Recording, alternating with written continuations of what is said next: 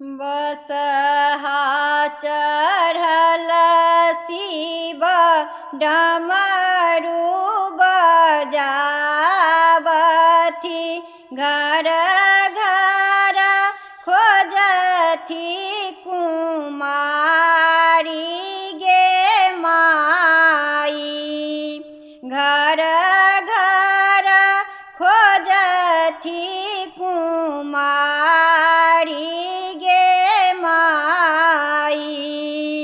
गामा के पश्चिमा एक बसाए हैं मंतरी ओही घर गौरी कुमारी गे माई। ओही घर गौरी कुमारी गे माई।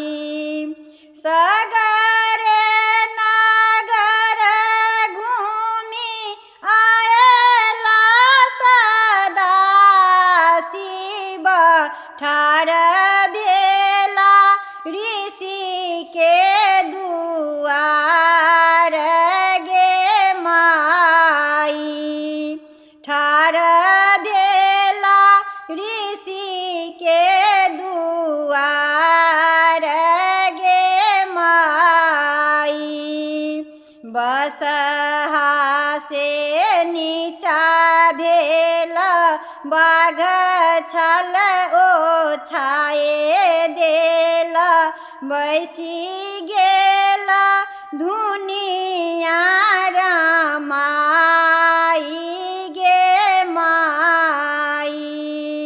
बैसी गेला धुनिया रामाई गे माई। भीख दिया गेली गौरी शिव देखी भेली बौरी।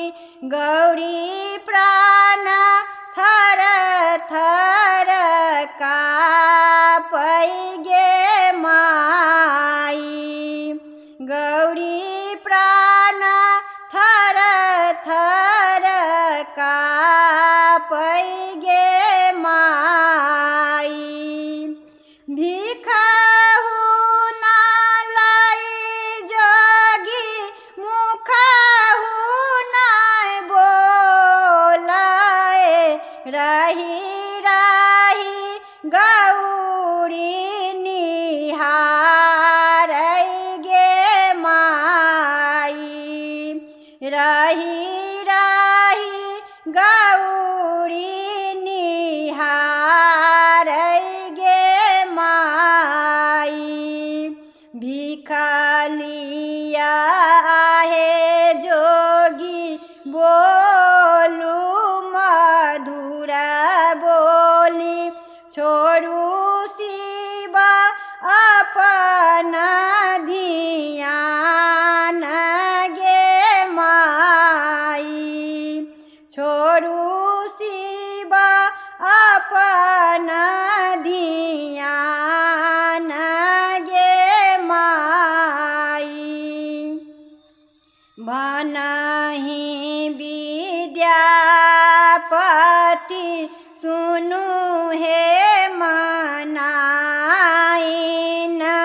इहो थिक त्रिभुवन दानी गे माई। इहो थिक त्रिभुवन दानी गे माई। इहो थिक त्रिभुवन